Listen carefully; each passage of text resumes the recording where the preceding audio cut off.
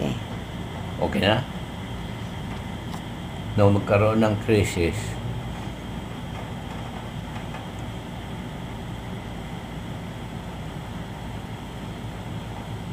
kamuti na lang kinakain. Kaya, noong manalangin si kuya mo, hindi ko mapigil ang sarili ko. Ama, salamat po sa biyayang ibinigay mo sa amin. Kahit kamuti lang po ito, mabubusog din kami. Nang mag-amen, tayo ako. Takbo ko doon sa hindi makita. Mano ako. Talagang binigay ko. Umiyak ako. May konti, may kumatok. Voluntaryo. May dalang bigas. Hindi pa panahon ng ani, pinilit silang mag-ani. Walang araw, sinangag yung mismong inani, binayo, para lang magiging bigas. Dinala sa bahay.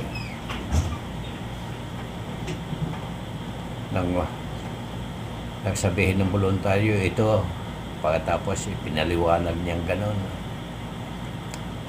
Balik naman ako. Umiyak na naman ako. May biyaya na eh. Ba? May tumigil na sasakyan. Tapos, may bumabang kapatid, may dalang kahon ng senyorita. Pagbaba niya, Carifuela, tinignan ko siya. Maaaring hindi niyo ko kilala, Brad, pero kilala kita dahil sa nung mag-debate ka, nandun ako. Ay nanalo kami sa kaso namin sa Wilga, kanya. Kaya, bumili na ako ng gamit pag-uwi ko dito. Ito para sa inyo.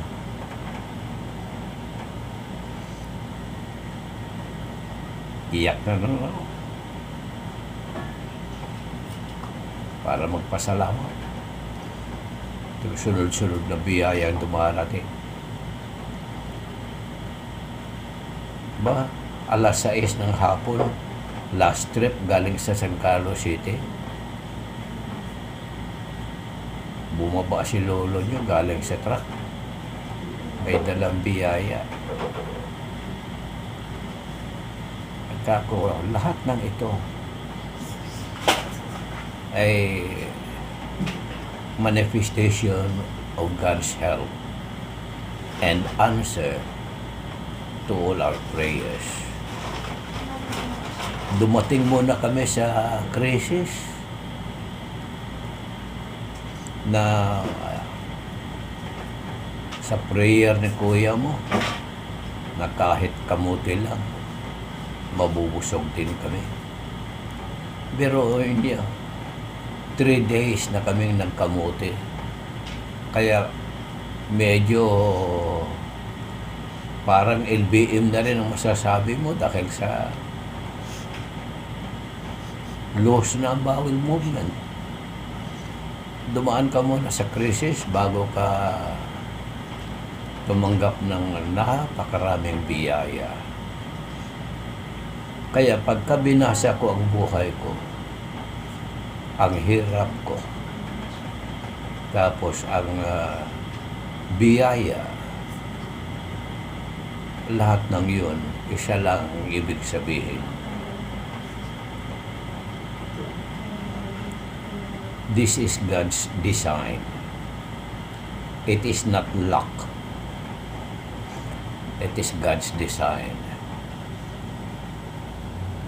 Nang ako'y kandidato sa ordinasyon, hindi ako nakahanay sa mga pauordinahan. Yun nga ang mga naunang binanggit ko.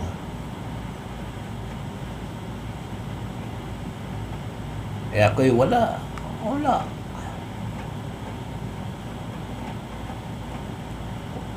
Hindi ako mismo kilala. Lamang pagdating mismo doon sa panahong kailangan, yung mga kandidato sa ordinasyon hindi makaalis dahil sa may kaso sa Cebu City. Noong magkaroon ng malaking pamamahayag, dumaan sila sa Toledo, nagkaroon ng barilan dahil sa yung mismong kandidato para ordinasyon. Regular yun, candidate for ordination,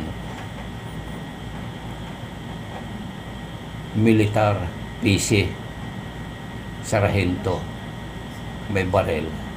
Kaya nung magkagulo na, nakipagbarilan.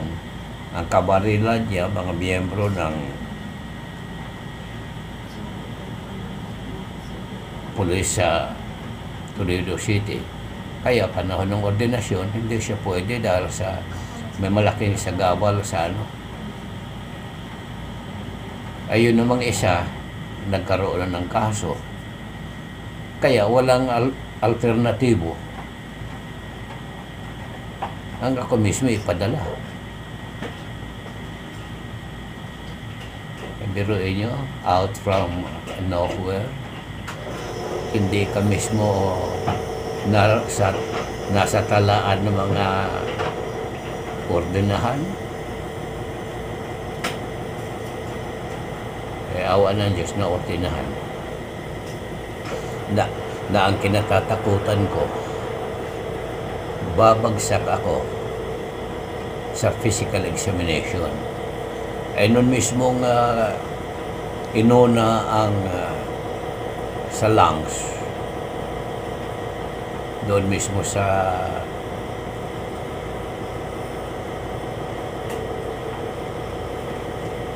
TB Institute. Yung ano ngayon? Yung QI. PCSO ngayon. Dating ano yan? TB Institute. Pasado ko. Wala naman akong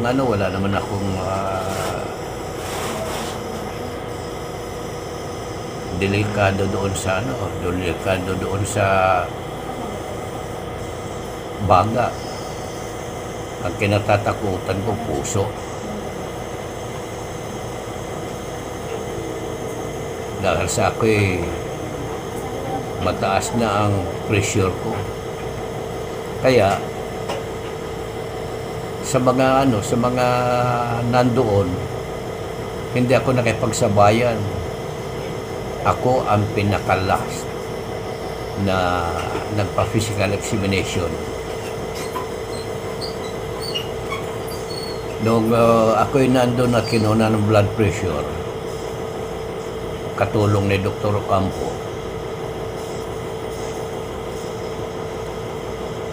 nabahala siya sapagkat mataas ang aking blood pressure. Kanang doktor, bakit? Mataas. O di, ulitin, inulit. Mataas. Si doktor na mismo kumuha. Pagkatapos ng siguro ni Dr. Campo, ngayon, yung mismong obispo ngayon sa Sampaloc, siya na mismo ang kumuha. Pagkatapos ngayon, nang makita niyang mataas ang pressure ng dugo ko, pinatayo niya ako. At tapos,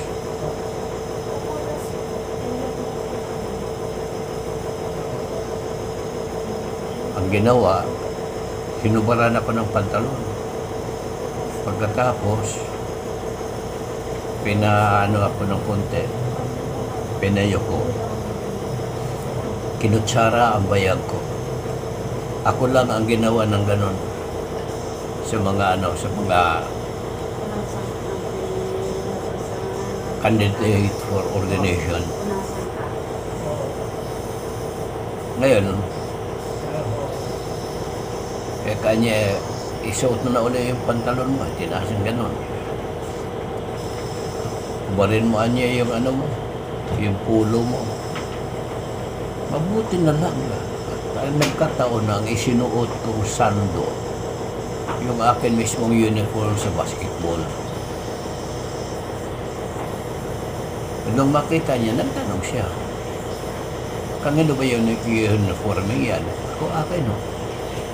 Bakit? Ako basketball player ako. Sa amin mismong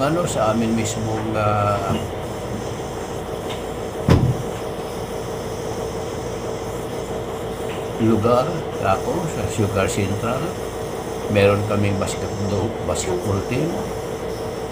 Miyembro ako. Pagkatapos sa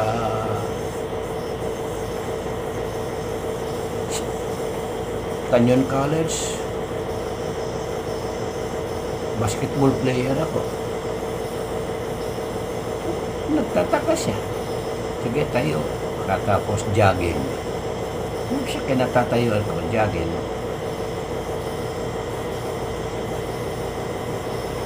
For 5 minutes, jogging. Pagkatapos ng jogging, after 5 minutes, kinunan ako ulit ng blood pressure. Na nakapagtataka. Kung ikaw mismo ay basketball player, bakit na mataas ang dugo mo?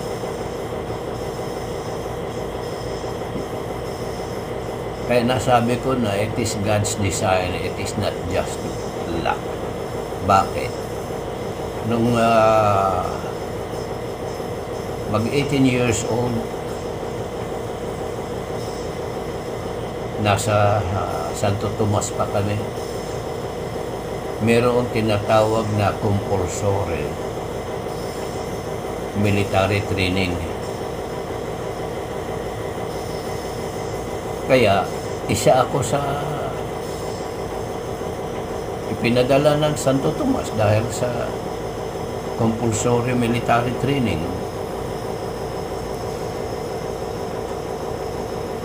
Na-over quota. Dahil sa ang kailangan lang sa Negros Occidental sa panahong yun is 2,500 na bagong recruits. Nag-over quota. Umabot kami sa 5,000. Kaya ang ginawang sistema, magbibigay sila ng examen. Biruin nyo, ako pa nag-top sa buong Negros Occidental. Nag-top ako sa written examination. Pagkatapos pagdating doon sa kinakailangan mag-physical na, dahil sa pasado na sa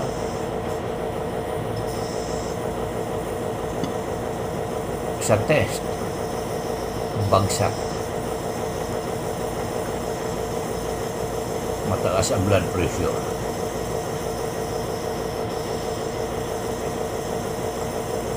Ginawa ko, hindi na ako bumalik muna sa eskwelahan dahil sa merong privilege na tapusin mo na lang yung yung mismong remaining years.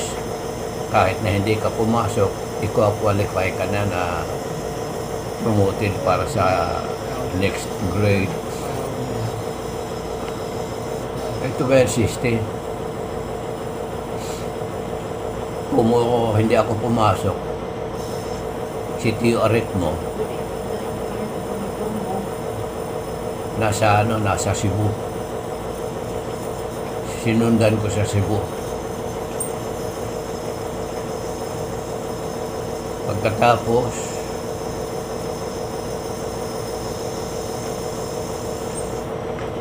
merong recruitment ang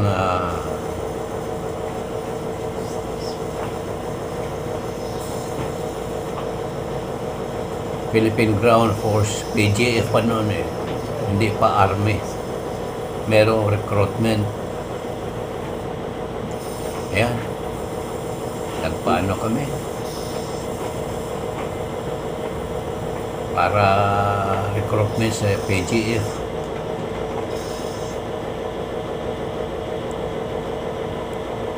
Hindi natanggap. Dahil sa kailangan ng PGF noon, yung mga may combat experience. Halimbawa, nag-guerrilla, dahil sa isaba kaagad sa Camlon Rebellion sa Mindanao. Hindi kami obra ni Tio Arikmo. Ito ngayon sa Navy, dumating sa Lapu-Lapu ang naval team para recruitment sa Navy.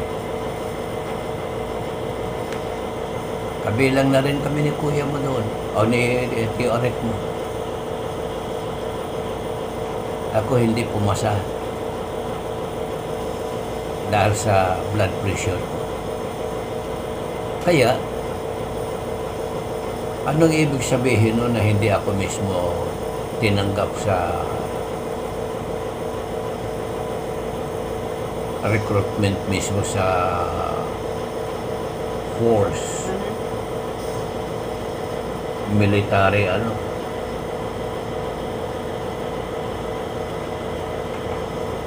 Pagkatapos, anong ibig sabihin nun? Doon sa PGF, hindi kami pwede dahil sa wala kaming combat experience. Dito ngayon sa Navy,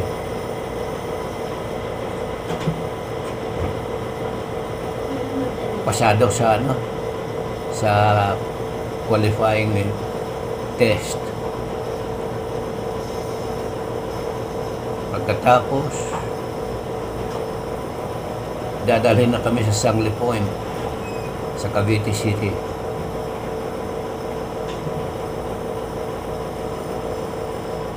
On the way, nakasalubong namin yung naval ship. Balik kami sa Cebu. Physical examination, bagsak. Yun ang nagiging hindrance ko. Kaya hindi ako napasok sa militar. Dahil sa noon pa, ang blood pressure ko yung mataas. Pero, nang makita ni Dr. Ocampo, ang aking uniform as a basketball player, sinertify niya na ako physically fit for ministerial duties. Kaya nasabi ko na it is not just plain luck, but there is that divine intervention, God's design. Ako mismo ay mapunta sa ministerial